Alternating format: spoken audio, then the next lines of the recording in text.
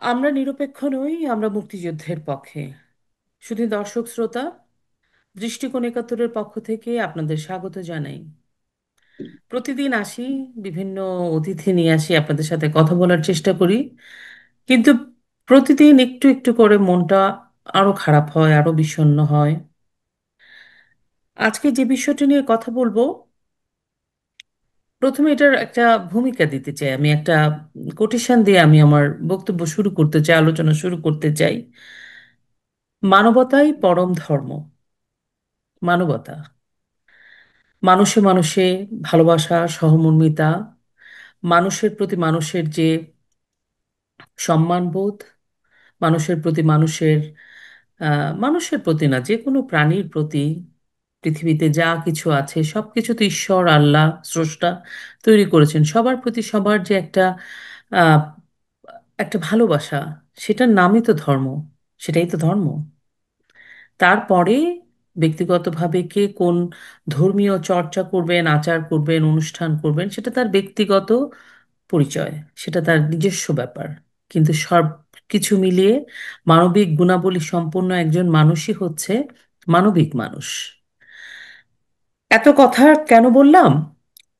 আমাদের সম্প্রতি, অতি সম্প্রতি কালকে ঘটে গেল একটা খিলক্ষেতে একটা, বাংলাদেশের ঢাকায় অবস্থিত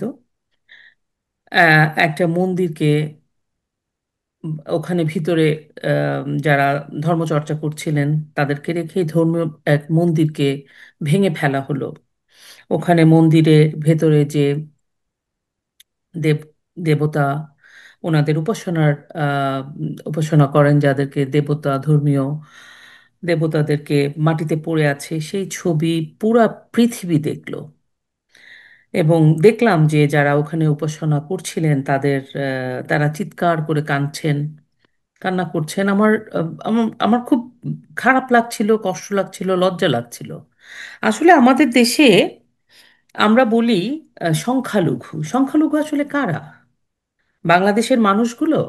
বাংলাদেশের মানুষগুলো যারা একাত্তরকে বিশ্বাস করে, যারা বাংলাদেশের স্বাধীনতায় বিশ্বাস করে, একাত্তরের এই দেশটা হওয়াতে যারা অংশগ্রহণ করেছে, হিন্দু, বৌদ্ধ, খ্রিস্টান, তাদের মধ্যে আজকে 54 বছর পরে আমরা সংখ্যালঘু খুঁজি, সংখ্যাগুরু খুঁজি। কিন্তু যারা ধর্মের নামে দেশটাকে বিভাজন করেছেন, তারা মুক্তিযুদ্ধে আমাদের পক্ষে, আমাদের দেশের বিপক্ষে ছিলেন, তারা আজকে সংখ্যাগুরু। কারণ তারা সংখ্যায় বেশি মানুষ হিসেবে। তারা মানুষ কিনা এটা আমি জানি না। আমি আজকে হিন্দু ধর্মাবলম্বী মানুষদের নিয়ে কথা বলবো। এই মানুষগুলো আমাদের মুক্তিযুদ্ধের পরে আমরা জেনেছিলাম যে 21 থেকে 28% হিন্দু ধর্মাবলম্বী মানুষ ছিলেন, কমতে, এবং তারা মুক্তিযুদ্ধে অংশ নিয়েছেন। তারা সর্বতোভাবে এবং শুধু মুক্তিযুদ্ধে প্রত্যক্ষ এবং পরোক্ষভাবে অংশ নিয়েছেন। মুক্তিযুদ্ধে যারা গিয়েছেন তারা মুক্তিযোদ্ধা, যারা বাড়িতে আশ্রয় দিয়েছেন, খাবার দিয়েছেন, খেতে দিয়েছেন। আমার বাবা দুটো হিন্দু পরিবারে, যখন নাকি রাজনৈতিক কারণে পালিয়ে থাকতে হতো, দুটো হিন্দু পরিবার ছিল আমাদের এলাকায়, তাদের বাড়িতে আশ্রয় নিয়ে থাকতো। ও তখন কখনো মনে হয়নি যে ওটা হিন্দু পরিবার বা মুসলিম পরিবার, মনে হতো আমাদেরই মানুষ। বা আমার বাবাকে যারা আশ্রয় দিতেন, তারা মনে করতেন আমাদেরই ছেলেটা পালিয়ে বেড়াচ্ছে, তাকে আশ্রয় দিতে হবে, সে একজন মুক্তিযোদ্ধা। এই হচ্ছে বাংলাদেশের অবস্থা ছিল। তাহলে আজকে আমরা কোথায় দাঁড়িয়ে আছি?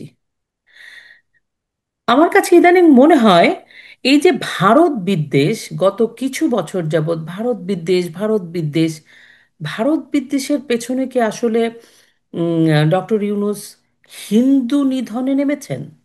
মানে সমস্ত হিন্দুদেরকে, এবং অন্যান্য ধর্ম, বৌদ্ধ, খ্রিস্টান, আদিবাসী, পাহাড়েও গন্ডগোল হচ্ছে। মজার ব্যাপার, মাজার, শিয়া, আহমদিয়া, কাউকে ওনারা ছাড়ছেন না। সবাইকে ওনারা ধ্বংস করে, নির্মূল করে একটা জঙ্গি রাষ্ট্রে পরিণত করছেন। এবং একটা সার্টেন একটা, ওরা কি ধর্ম চর্চা করে আমি জানি না, তাদেরকে এস্টাবলিশ করছেন। এই ভারত বিদ্বেষের নামে আসলে হিন্দু নিধন চলছে বাংলাদেশে।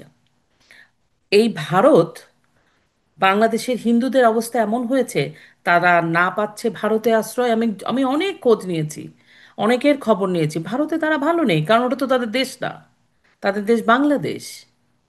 তারা না আছে ভারতে যেতে পারছেন, না নিজের দেশ বাংলাদেশে থাকতে পারছেন। এই এইরকম দুর্ভাগাও একটা জাতি হয়।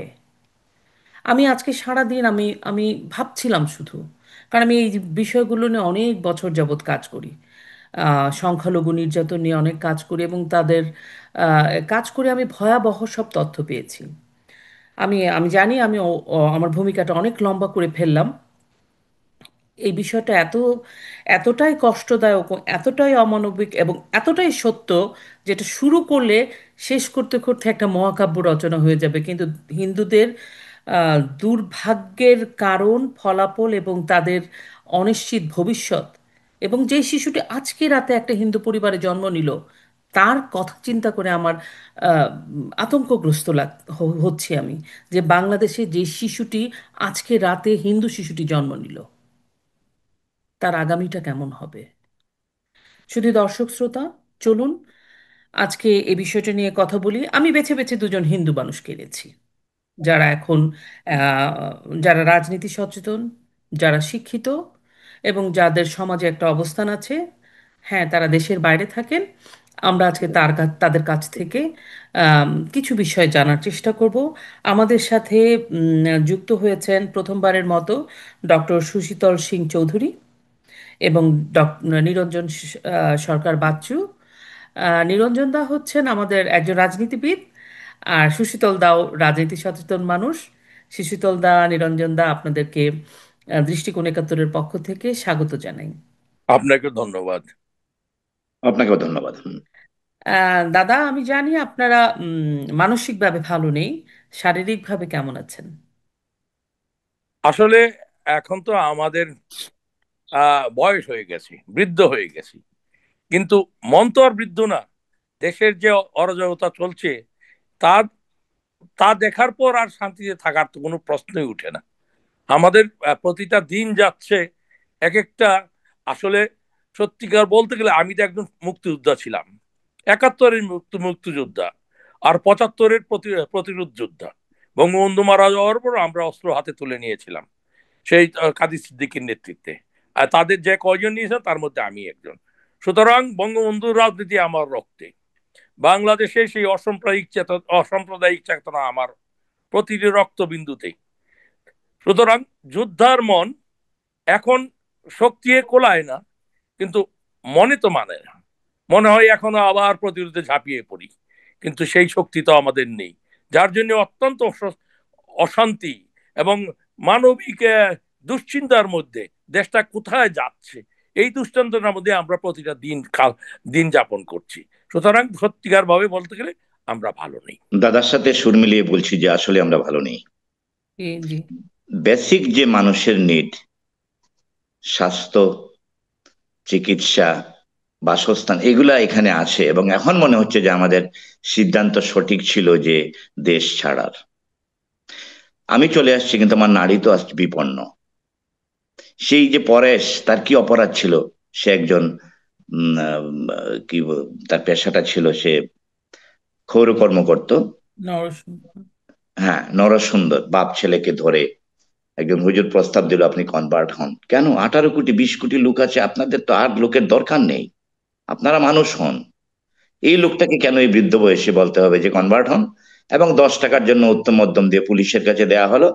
পুলিশ বললো যে আবার আমি এনশিওর করবো ওর যাতে ফাঁসি হয়। তা আমার তো মনে হয় যে এই অব্যবস্থা আফগানিস্তানের চেয়েও খারাপের দিকে আমরা যাচ্ছি। এটা আজ নতুন না, আগেও হয়েছে।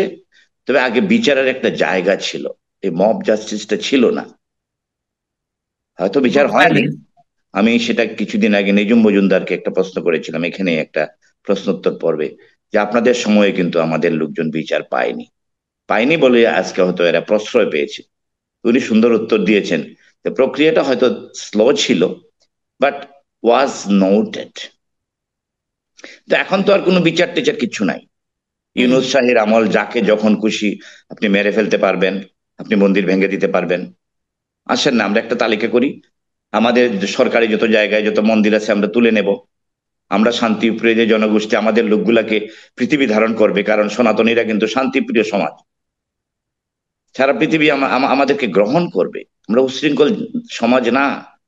তা আসুন একটা তালিকা করি সরকারি জমিতে কতটা মসজিদ আছে, কতটা মাদ্রাসা আছে, কতগুলো সত্যি সম্পত্তি বা ভেস্টেড প্রপার্টি আছে। আসেন না, আপনাদের সাহস হবে না একটা কোথাও টাচ করার।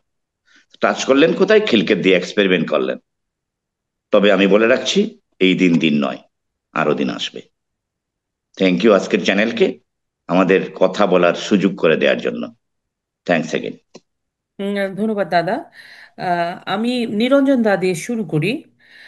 আহ, এই যে সংখ্যালঘু নির্যাতন তো নতুন না, যেটা শশীতল দা বললেন, আপনিও বলছেন, আমিও বলছি। কিন্তু ডক্টর ইউনূসের সময় এটা যেন একদম মাত্রা ছাড়া মনে হয়, যেন অদৃশ্য কাউকে একটা লাইসেন্স দিয়ে দেওয়া হয়েছে। আপনি যে পুলিশের কথা উনি তুললেন, পুলিশের বক্তব্য যখন আপনি, আমি জানি যে আপনারা দুজনেই শুনেছেন, এবং পুলিশের পোশাক আশাক বক্তব্য ভয়াবহ, এবং বলছে প্রয়োজনে ফাঁসিতেও একজন বৃদ্ধ 75 বছরের বৃদ্ধ মানুষ। আম, মানে মনে হচ্ছে যে অদৃশ্য কাউকে একটা লাইসেন্স দিয়ে দেওয়া হচ্ছে, তোমরা যা ইচ্ছা করো। এবং প্রফেসর ইউনূসের যে প্রেস সচিব, উনি বলেছে এটা তো মব ভায়োলেন্স না, এটা মব নয়, এটা একটা প্রেশার গ্রুপ।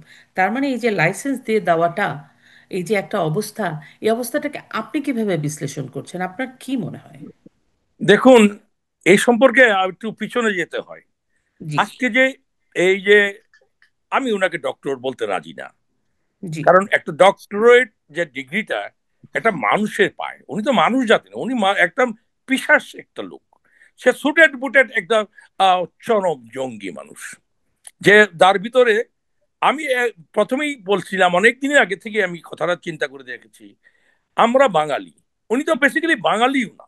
বাঙালি যদি হতো তাহলে অ্যাটলিস্ট বাঙালি শব্দের সাথে সে সম্পর্ক আমাদের সেই স্বাধীনতা, আমাদের সেই ভাষা আন্দোলন, সেই ভাষা আন্দোলনের যে স্থাপনা, শহীদ মিনারে ওনার জীবনে কোনোদিন উনি শ্রদ্ধা জানাতে যান নাই, আর সোফার আমি যতটুকু জানি। এবং আহ, ইসেতে এই যে বিজয় স্তম্ভে উনি কোনোদিন শ্রদ্ধা জানাতে যান নাই। তার মানে বাঙালির যেখানে সৃষ্টি, বাঙালির ইতিহাস যেখান থেকে সৃষ্টি, সেই ইতিহাসকেই উনি অস্বীকার করেন। সুতরাং উনি তো বাঙালিই না। তো ওনার কাছ থেকে আমরা আর কি আশা করতে পারি? এটা হয় না, এটা ধর্মান্ধ হয় না। সে তাকে জোর করে জাতীয় এবং আন্তর্জাতিক চক্রান্তের মাধ্যমে এই দেশে বসানো হয়েছে। প্রগতিশীল চিন্তা চিন্তা চেতনা মানসিকতার সমস্ত যে রুটগুলো আছে সবগুলোকে নষ্ট করে দিয়ে এখানে একটা চরম জঙ্গিবাদকে, আফগানিস্তানের চেয়েও আরো ভয়ঙ্কর কোন রাষ্ট্র ব্যবস্থা প্রতিষ্ঠা করার লক্ষ্যে জাতীয় এবং আন্তর্জাতিক চক্রান্তের সেই একটা দাবার গুটি তাকে দিয়েই খেলানো হচ্ছে, এবং সে সুপরিকল্পিতভাবে সেই খেলাটা খেলছে। সুতরাং তাকে নিয়ে আমি আর বিশেষ কিছু বলতে চাই না। এটাই, এর চেয়ে বেশি বলার মনে হয় আমার কোনো প্রয়োজন পড়ে না। ধন্যবাদ। ধন্যবাদ দাদা। আম, সুশীতল দা, এই যে দাদা বললেন যে আসলে আমরা ডক্টর প্রফেসর ইউনূসকে তো আমরা বুঝেই গেছি, উনি শান্তিতে নোবেল পেয়েছেন, যদিও আধা নোবেল। আম, তারপরেও ওনাকে তো এই পর্যন্ত এক বছর প্রায় হয়ে যাবে, বোঝা গেছে। প্রফেসর ইউনূসকে আমরা সবাই জেনে গেছি যে ওনার ইন্টেনশন কি, এবং ওনাকে যারা দিয়েছেন, যাদের ওনার নাটাই যাদের হাতে, তারা তাদের মতো কাজ করছে। কিন্তু এইখানে এই অবস্থাতে ওনারা যে, ওনাদের কিন্তু একটা ফার্স্ট টার্গেট হচ্ছে সংখ্যালঘু, এবং বিশেষ করে হিন্দু, হিন্দু সম্প্রদায়। হিন্দু সম্প্রদায়ের দুর্ভাগ্য, কারণ ভারতে বেশিরভাগ মানুষ হিন্দু, এবং ভারত বিদ্বেষ, হিন্দু থেকে হিন্দু বিদ্বেষী, হিন্দু এবং হিন্দুরা, বাংলাদেশের হিন্দুরা সবসময় অবস্থাপন্ন ছিল। যদিও এখন তাদের সম্পত্তি দখল টকল হয়ে এখন আর অবস্থাপন্ন সেরকম নাই, ম্যাক্সিমামই দুরবস্থাপন্ন, তাদের তো দেশই চলে যাওয়ার মতো অবস্থা। এই অবস্থায় আপনারা যারা বিদেশে আছেন, এবং আমি জানি যে আপনাদের বিশাল বড় একটা নেটওয়ার্ক আছে, সংগঠন আছে, আপনারা আসলে কি ভাবছেন? এই জিনিসটাকে কিভাবে এই সমস্যাটাকে কিভাবে মোকাবেলা করা যায়? সুশীতল দা। থ্যাংক ইউ, থ্যাংক ইউ আপা। আসলে এই বাচ্চুদার কথার প্রেক্ষিতে বলছি, নিরঞ্জনদার কথার প্রেক্ষিতে, যে এই ভদ্রলোককে কিন্তু দেশের কোনো ক্রাইসিসে কখনো আমরা দেখিনি। না।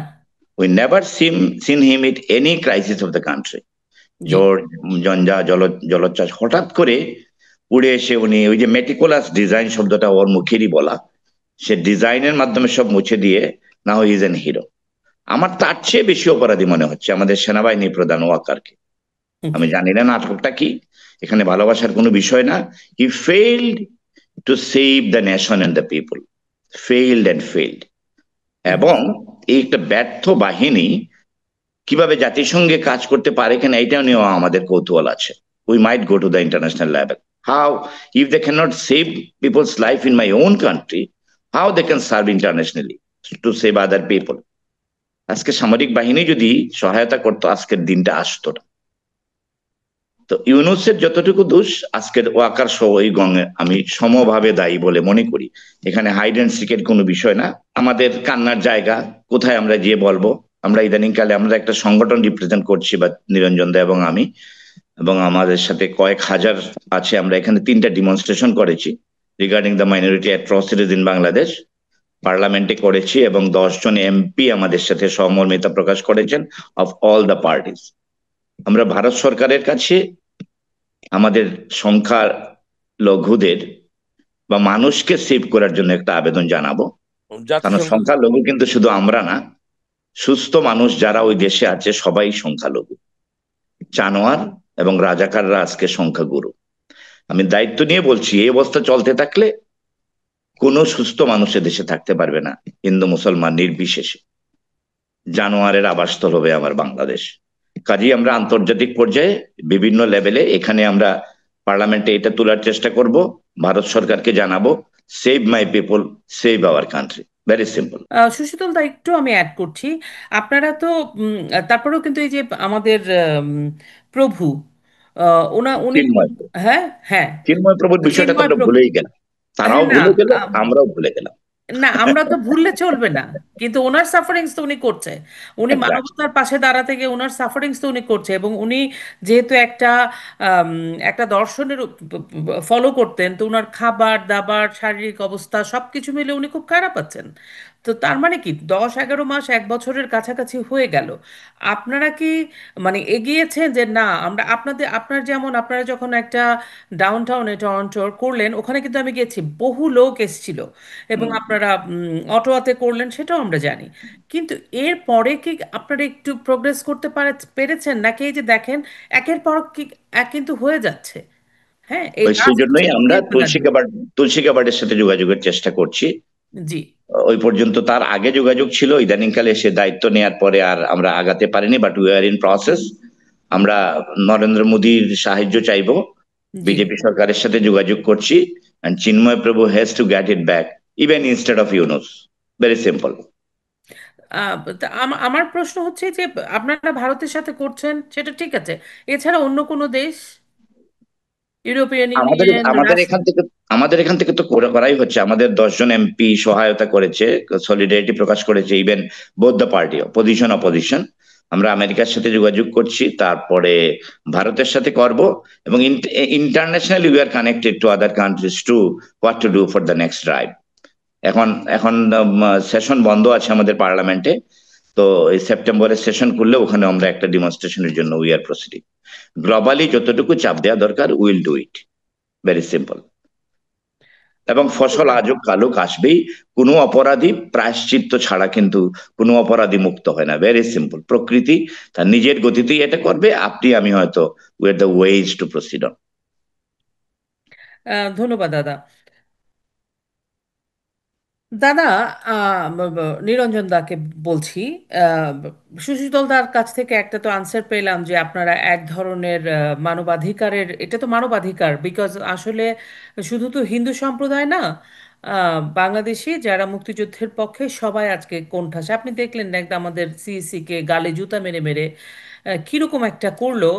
আহ, এবং একজন মুক্তিযোদ্ধা, এবং মুক্তিযোদ্ধা বলে ওনাকে আসলে জুতাটা মারা হয়েছে, এটা আমার মনে হয়। জুতা দিয়ে যে ওনাকে বাড়ি দেওয়া হলো এটা মুক্তিযোদ্ধা বলে, এটা আমাদের ধারণা, কারণ আমরা গত 11 মাস তাই দেখছি। আমার প্রশ্ন দাদা, আমার প্রশ্ন মানে আমি আপনার কাছে জানতে চাই, এই যে বাংলাদেশটাকে পুরো মনে হচ্ছে যে 71কে মুছে দিয়ে তারা যে এই যে এই দিবস ওই দিবস, জুলাই সনদ এগুলো করছে, হ্যাঁ, এই করা থেকে মানে আমরা আসলে যারা মুক্তিযুদ্ধ এবং বাংলাদেশের পক্ষে, এটা কিন্তু এখনো বিশাল জনগোষ্ঠী, আমরা কিভাবে মোবিলাইজড হতে পারি এবং আমরা কেন শুরুটা করতে পারি না যে সংখ্যালঘু নির্যাতন দিয়ে প্রতিবাদ দিয়ে আমরা শুরুটা করতে পারি কি না, বা শুরু করলেও চিন্ময় প্রভুর মতো আমাদের পরিণতি হবে কিনা, সেটাও একটা ভাবার বিষয়। আপনি কিভাবে ব্যাখ্যা করবেন এই বিষয়টাকে? ধন্যবাদ। আসলে এই ব্যাপারটা নিয়ে আমরা যে চিন্তা করছি না তা না। চিন্ময় প্রভুর ব্যাপারে আমি একটু অ্যাড করি। আমরা কিন্তু ইসে তুলসী গাবার্ডের কাছে আমাদের মেমোরেন্ডাম পাঠিয়েছি, তো ওনার হাতে সেটা পৌঁছেছে। তো এই তারপরে কি রেজাল্ট আমরা জানি না কতটুকু। আমরা এখানে চেষ্টা করছি এটা আন্তর্জাতিক মহল থেকে যেটা প্রেশার ক্রিয়েট করার জন্য। আর আমরা বাংলাদেশেও আমরা ট্রাই করেছি জেডাই খান পান্নাকে দিয়ে ওনার বেল মুভ করার জন্য। উনি শেষ পর্যন্ত উনি লড়েছেন, কিন্তু উনি সেটা আমাদেরকে বললেন দেখেন এটা রাষ্ট্রের ব্যাপার, রাষ্ট্র ওনাকে বেল দিবে না। সুতরাং আমরা যত চেষ্টা করি না কেন ওনাকে বেল দিবে না।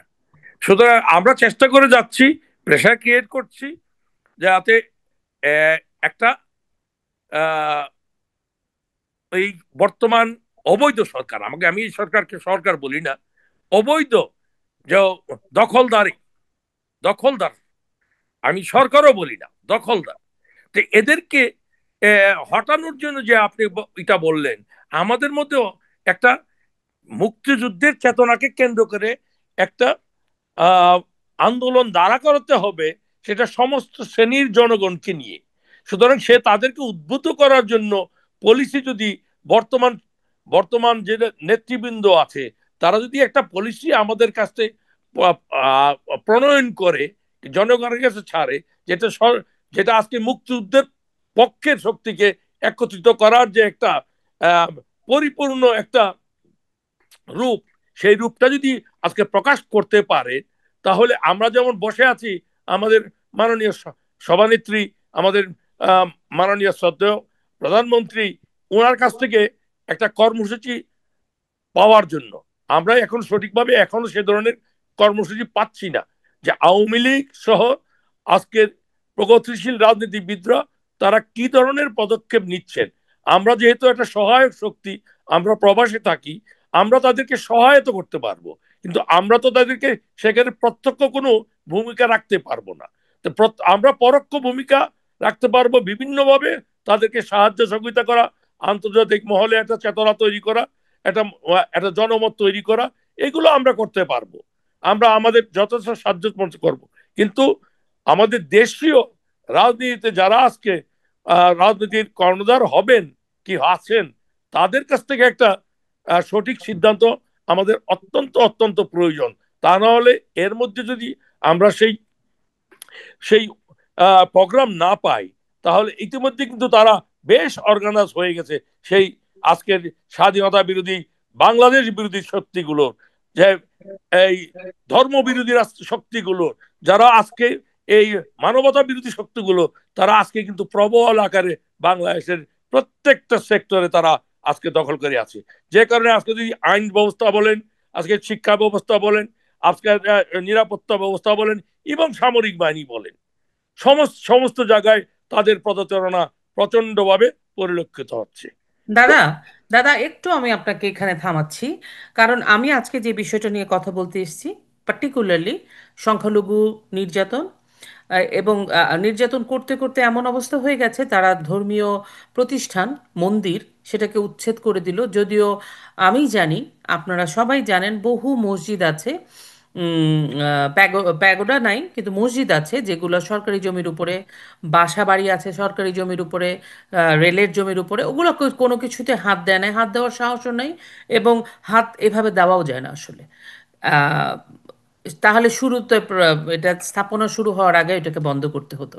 কিন্তু আমার প্রশ্ন, আমি আপনাদের কাছ থেকে জানতে চাই, যেহেতু আপনারা একটা সংগঠন আছেন, এবং এখন যারা বাংলাদেশে যে সকল মাইনরিটি কমিউনিটি আছে, বিশেষ করে হিন্দুরা খুবই ভালনারেবল সিচুয়েশনে আছে, এবং বৌঝিরা, আমি আমি অনেকের খবর জানি যে মহিলারা, বাচ্চারা, বিশেষ করে মেয়ে বাচ্চারা খুবই একটা ভালো অবস্থায় নেই।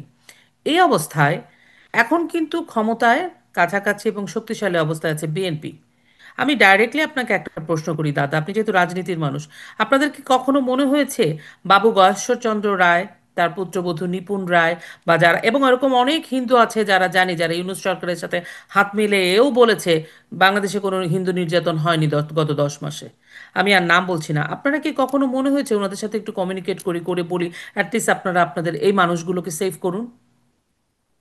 ধন্যবাদ আপনাকে। আপনার কথার সাথে একটা কথাই আমি যোগ করি, সেটা হলো কি, এই যে নেতৃবৃন্দের কথা আপনারা বললেন, তারা যদি সত্যিকার ভাবে বিশ্বাস করত যে রাজনীতিতে প্রতিটা সমাজের মানুষের অংশগ্রহণ এটা তার গণতান্ত্রিক অধিকার, এটা যদি তারা বিশ্বাস করত, তাহলে আজকে তাদের যে সম্প্রদায়ের মানুষগুলো যেভাবে নির্যাতিত হচ্ছে, অত্যাচারিত হচ্ছে, তারা তো আজকের ইউনিসের অত্যন্ত ঘনিষ্ঠ লোক হিসেবে পরিগণিত হচ্ছেন, তারা তো এটার প্রতিবাদটা করতে পারতেন।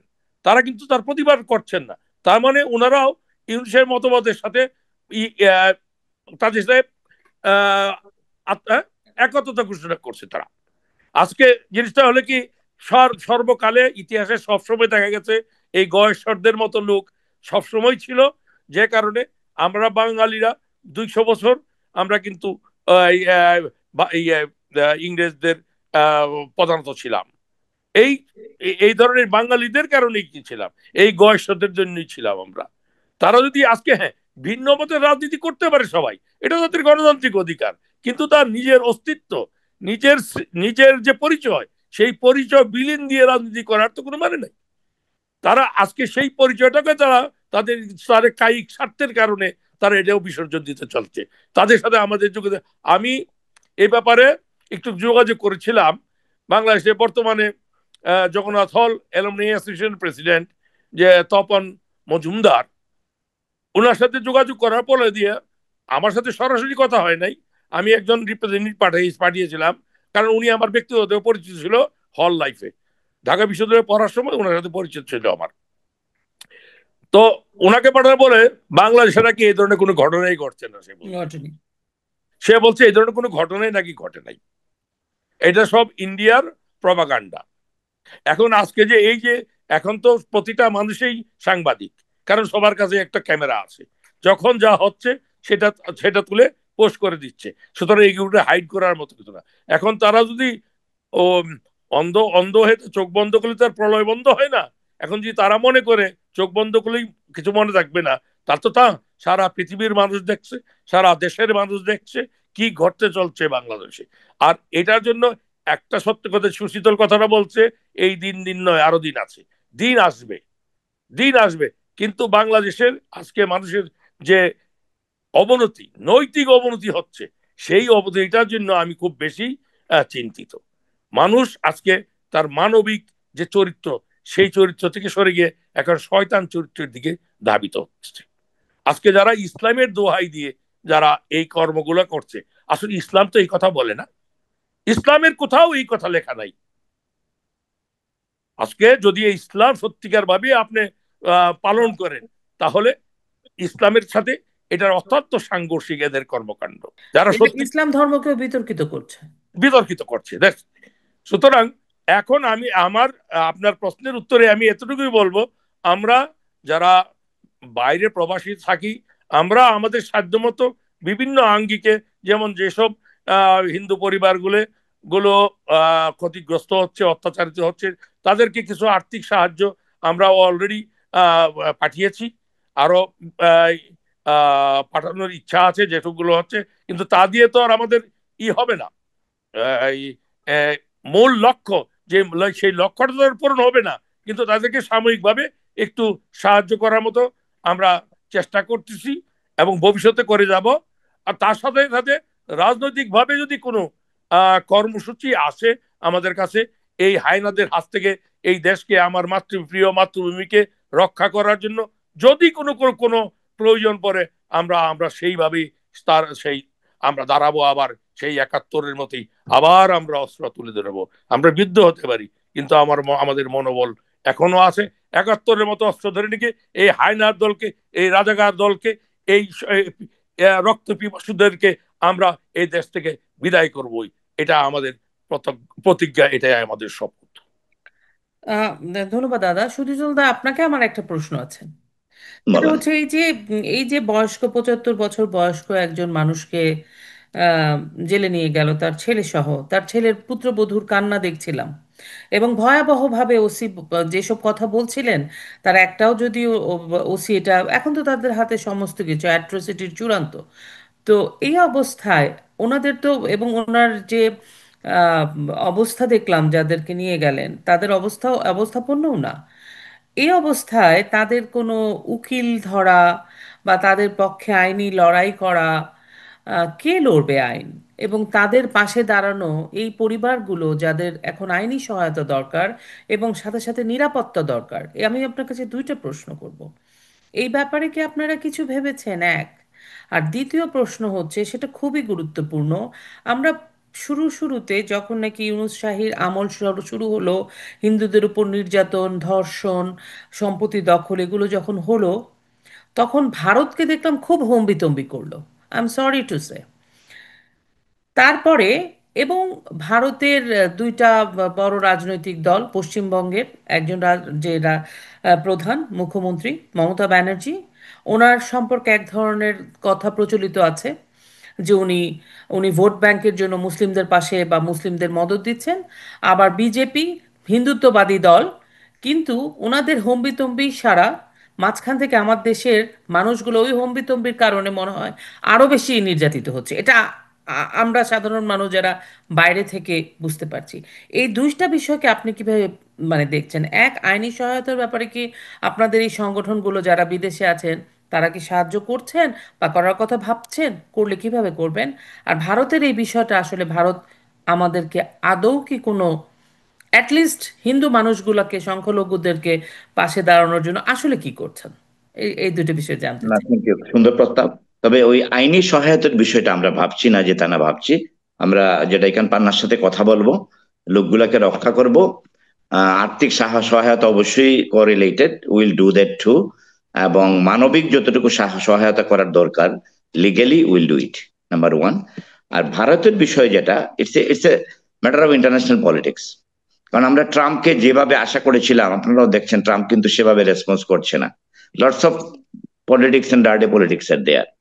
So still then at the end of the day, আমি এবার Bangladeshi, sorry, Canadian Hindu chamber of কমার্সের মেম্বারও আমি। জি। আই রিপ্রেজেন্টেড লাস্ট ইয়ার, আমি ইন্ডিয়া, নেপাল, বাংলাদেশ ঘুরে আসছি রিপ্রেজেন্টিং কানাডা। ও, তো very. I know that India has the concern about their people in Bangladesh, okay. এবং they have to save it at the end of the day. কে করবে আর? আপনি জানেন রমনা কালী মন্দির একসময় ভাঙা হয়েছিল, ইন্ডিয়া কিন্তু নিজের খরচে করে দিয়েছে। হ্যাঁ। এবং হ্যাঁ। আজকের ক্রিকেটটাও ইউনুস না তার বাপ করে দেবে, আমি দায়িত্ব নিয়ে বলছি। তো it's a matter of few days. আপনি দেখেন পলিটিক্স কোন দিকে যায়।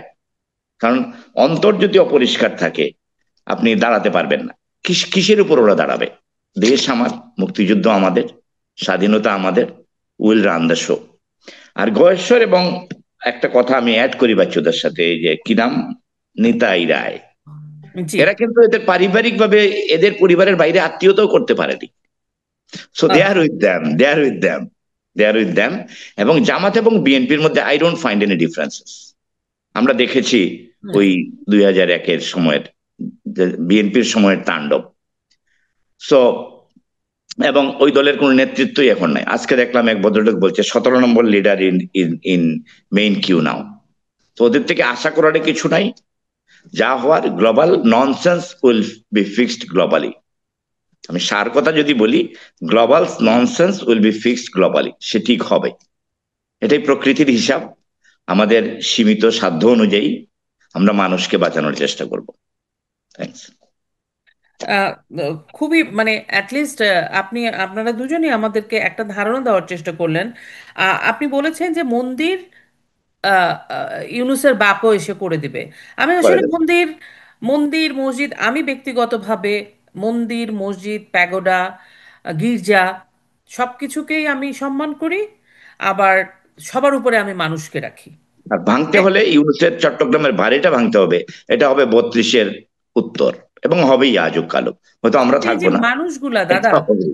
এই যে মানুষগুলা, মেয়েগুলো, নারী, শিশু, মানুষ, বৃদ্ধ, বৃদ্ধা, এনারা যে উম, এত ভালনারেবল সিচুয়েশন। আমি ওনার চোখের দিকে তাকিয়েছিলাম, ওই যে যার সেলুনের মালিক, আমি ওনার চোখের দিকে ছবিতে দেখে আমি বেশিক্ষণ, আমি মনে হয় 5 সেকেন্ডও তাকিয়ে থাকতে পারি না। আমার কাছে মনে হচ্ছে যে আমি মনে হয় অপরাধটা করছি।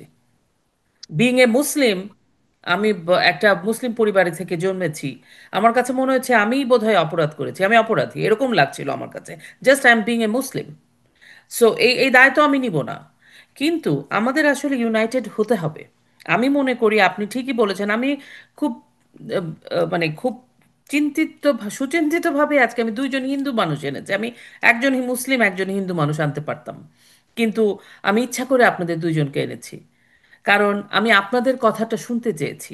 আসলে আপনারা কিভাবে দেখছেন, আপনারা কিভাবে ভাবছেন। কারণ আমি যখন একজন নারী হই, তখন কিন্তু আমি আরেকটা নারীকে আপনাদের থেকে একটু অন্যরকম করে দেখি।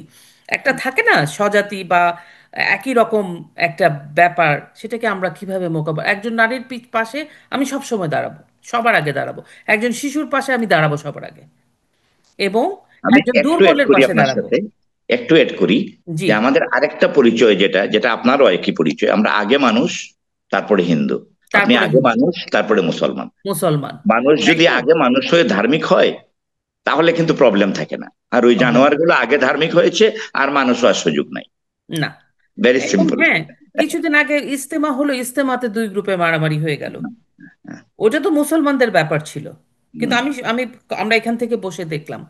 তো দাদা, আমরা আশা করব যে আম, অচিরেই, খুব দ্রুত, যেহেতু আপনাদের একটা বড় এবং সলিড এবং একটা স্ট্রং সংগঠন আছে, এবং আমি সত্যি খুশি হব যদি আমি বা আমাদের সংগঠন কোনোভাবে আপনাদের সাথে আম, কাজ করতে পারি।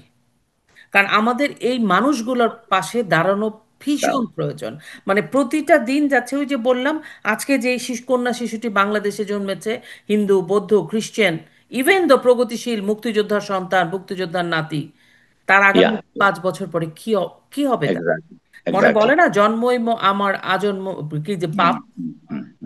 বাংলাদেশের আমাদের অবস্থাটা হয়ে গেছে এরকম, বিশেষ করে হিন্দু সম্প্রদায়ের। কারণ ভারতের ভারতের মানুষ, হিন্দু মানুষ বেশি। এটা আমার কাছে মনে হয় ভারত বিদ্বেষ আসলে হিন্দু বিদ্বেষের মধ্যে, হিন্দু বিদ্বেষের, ভারত বিদ্বেষের নেপথ্যে হিন্দু বিদ্বেষ, এবং হিন্দুদের জমি সম্পত্তি দখল, এবং হিন্দুদের উচ্ছেদ করা, বাংলাদেশকে 100% মুসলমানের রাষ্ট্র তৈরি করা, এবং সেই মুসলমান একটা সার্টেন গ্রুপ অফ পিপল যাদের সাথে আমাদের মুক্তিযুদ্ধের কোনো সম্পর্ক নেই, Yes. এক্স্যাক্টলি। যারা মুক্তিযুদ্ধ বিরোধী, দেশ বিরোধী। এবং সেটা হচ্ছে একজন আধা নোবেল বিজয়ীর তত্ত্বাবধানে। তো নিরঞ্জন দা, আপনার সাথে কথা বলে ভালো লাগলো। সুশীতল দা, দাদা নিরঞ্জন দা, আপনি যদি একটু শেষ কিছু বলতে চান আমাদের দেশের মানুষদের জন্য। আমি একটা কথাই বলতে চাই, আমি শশীতলের সাথে আরেকটু অ্যাড করতে চাই। আমি প্রথমে মানুষ, দ্বিতীয়ত আমি বাঙালি, তৃতীয়ত আমি হিন্দু। বঙ্গবন্ধু এই কথাটাই বলেছিলেন, সবার আগে আমি মানুষ, মানুষ। সেকেন্ড আমি বাঙালি, তৃতীয়ত আমি মুসলমান। মুসলমান উনি ছিলেন 3 নম্বরে। আমি একই সুরে আমি কথা বলি, আমি হিন্দু, আমি 3 নম্বরে হিন্দু, দ্বিতীয়ত আমি বাঙালি। আমার সমস্ত প্রতি রন্ধ্রে রন্ধ্রে বাংলার সমস্ত কিছুই আমার আমার শরীর গঠন হয়েছে, আমার চিন্তা চেতনা, আমার মনন সমস্ত কিছু বাংলাকে কেন্দ্র করে হয়েছে। তার আগে আমি একজন মানুষ। মানুষকে ভালোবাসাই হলো আমার পরম এবং চরম দায়িত্ব। তারপরে দিয়ে বাঙালির প্রশ্ন আসে, যেহেতু আমার কৃষ্টি, আমার সংস্কৃতি, আমার ভাষা, আমার চালচলন, আমার ব্যবহার, আমার ঐতিহ্য সমস্ত কিছুই বাংলাকে কেন্দ্র করে। সুতরাং আমি বাঙালিকে আমি বেঁধতে পারবো না। তৃতীয়ত আমার তৃতীয়ত আমি একজন, যেহেতু একটা ধর্ম বিশ্বাসে বিশ্বাস করি, আমি একজন হিন্দু। আমি আমার ধর্মকে অত্যন্ত শ্রদ্ধা করি, অত্যন্ত রেসপেক্ট করি। আমি আমার ধর্ম পালন করি। অন্য ভিন্ন ধর্মকে আমি আমার অন্তর থেকে আমি তাদেরকে শ্রদ্ধা করি। এটাই হোক প্রতিটা মানুষের চিন্তা চেতনার প্রথম খোরাক, যে আমি প্রতিটা মানুষকে মানবিক গুণাবলী দিয়ে বিচার করব।